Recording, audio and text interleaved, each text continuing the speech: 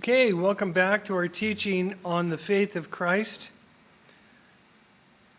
This is part 4, I believe.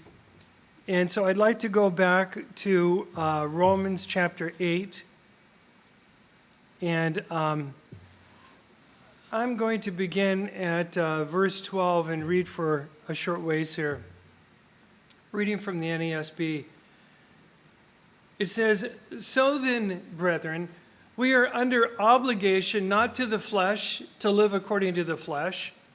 For if you are living according to the flesh, you must die. But if by the Spirit you are putting to death the deeds of the body, you will live." Paul, would you give attention to our screen? Sorry, YouTube. We're on Zoom, and so we have an issue. Okay, verse 14.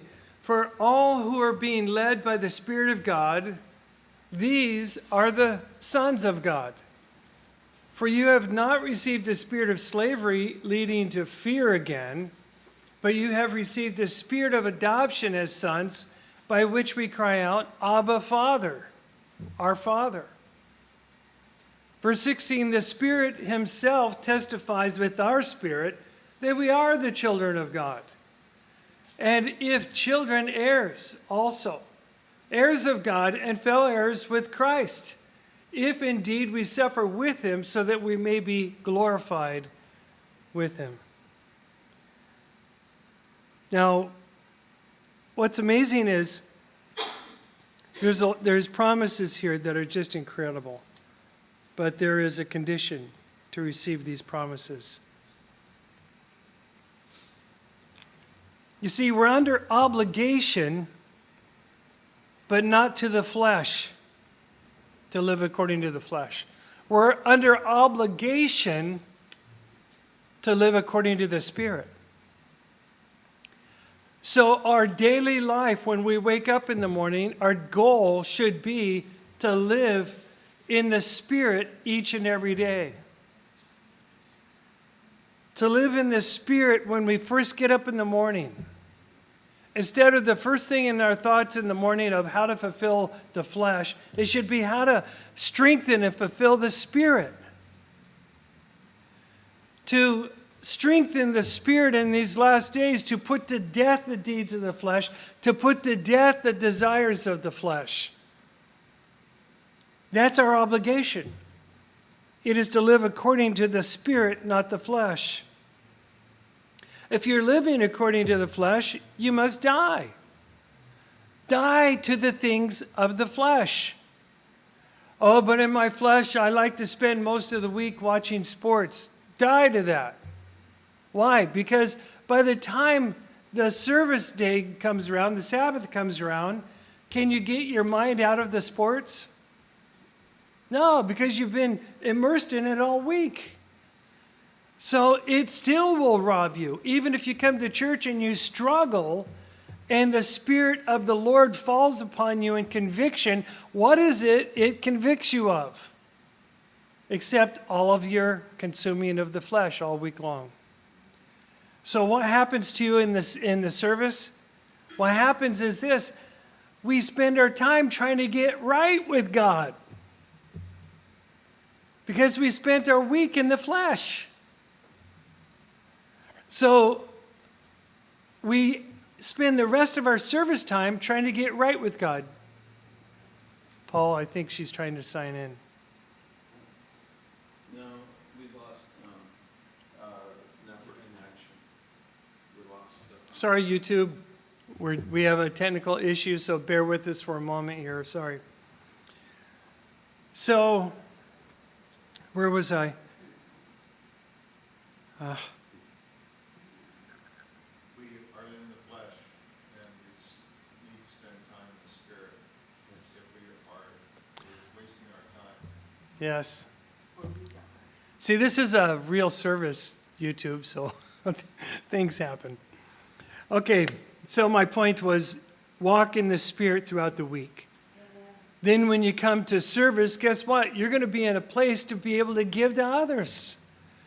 You're going to be in a place where you can help feed. You're going to be in a place where you walk in the door full of faith, ready to pray, ready to go before the Lord. And then people hear your faith and they go, wow, that's a real prayer warrior. No, this is somebody who has spent their week before Jesus. Doing what? Well, pursuing the things of God, listening to worship music, being in the Word, being in Bible study, realizing that your days are almost over to walk in the flesh. And so beginning to pursue the Spirit with everything in you, knowing that that's your new home and you're about to go there. How hungry for the flesh would you be if you knew you were terminal? Oh, you got 2 months. 2 months and that's it. Would you pursue the things of the Spirit?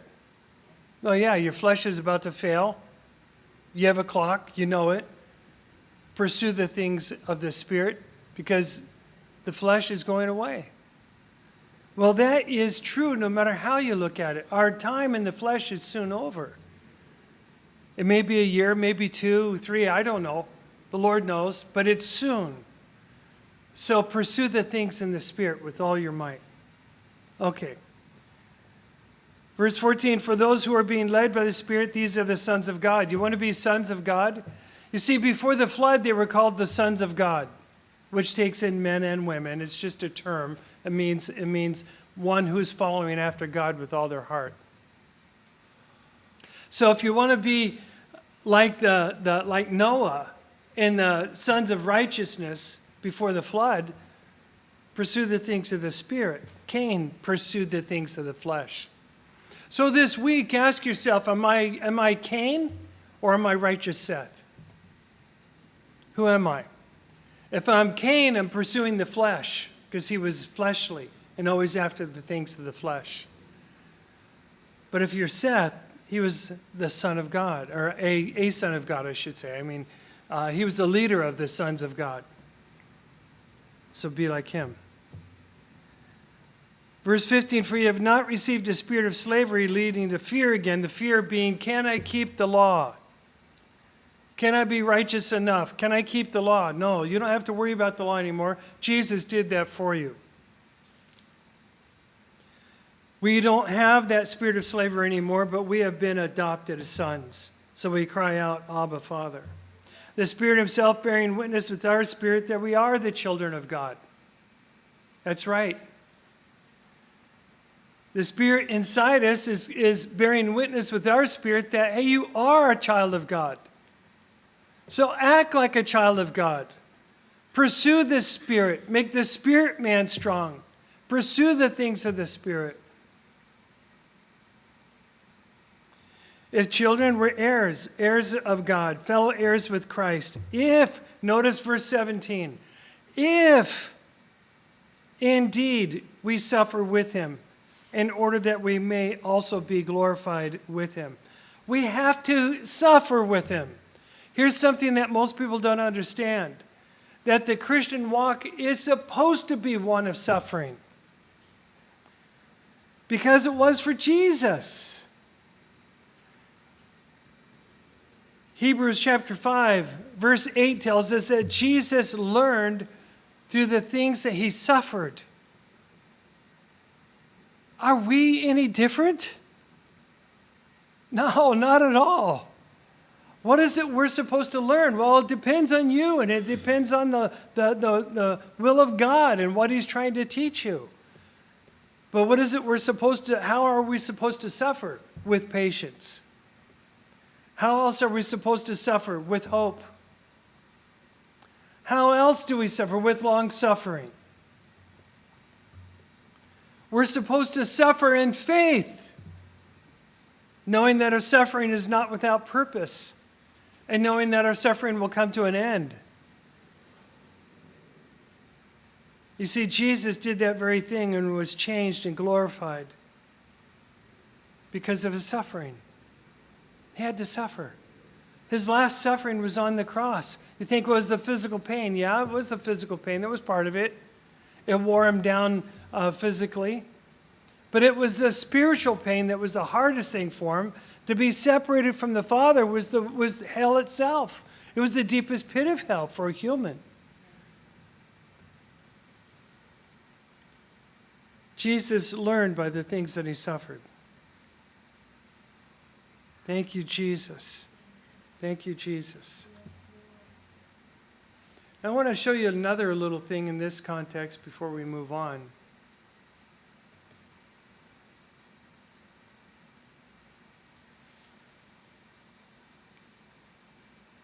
Hang on just a minute.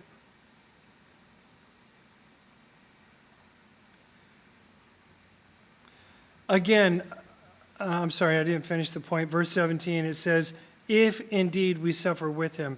In other words, if we're children, if we're fellow heirs with Christ, if indeed we suffer with him, in order that we may be glorified with him.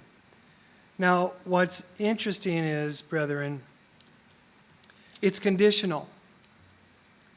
It's conditional. Notice the word if. It's conditional. We must suffer with him to be glorified with him. We must suffer. Why?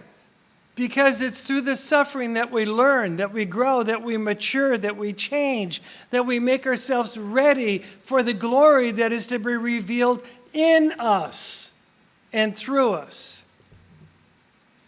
You know, Paul he suffered terribly, many different things. If you're in our study on Acts, you'll hear, we'll talk about that. He suffered many, many things. Stoned to death and near to death 3 times or more. And plus many other things, the loss of family, loss of fortune, loss of position, loss of his best job, many, many, many other things. But it caused him to also be given the greatest glories of any of the apostles. The greatest knowledge, the greatest understanding, the greatest insights, the greatest writings, the greatest truth to pass on to following generations because of the suffering. And even then, the Lord had to give him a troubling spirit because of pride. He still had to suffer even more. So, brethren, be careful in your suffering. Be careful in your complaining.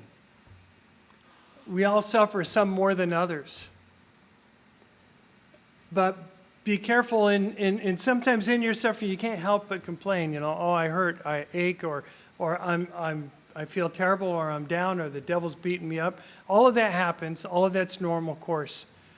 But in the end of it, say, nevertheless, the Lord reigns in my life, and I trust him, yea, though he slay me. And the devil have nothing in you. I have nothing in you. And you mean it with your heart. Don't blame God in your suffering. Instead, walk through it to the other side. Verse 18, for I consider that the sufferings of this present time are not worthy to be compared with the glory that is to be revealed to us. It says in my NES, but it's literally revealed in us. Revealed in us. With that Young's literal translation, the modern King James. Hang on just a second here. This is verse 18. Sorry, I'm going backwards. Let me see. Webster's has it. Yeah, Webster's has it correct also. For I reckon that the suffering of this present time are not worthy to be compared with the glory which shall be revealed in us. Verse 18. So what he's saying is this. He's saying, look, the glory that we long to see is going to be revealed in us and through us. That's Christ's glory. But we will not reveal it unless we go through our sufferings as well, just like Jesus did. unto the last suffering until we're on the cross. And our last test may be while we're on the cross. Then the glory of Christ will be revealed through us. We'll continue with this in just a moment. And I just want to again back up that this is because of the faith of Christ. All right, Lord bless.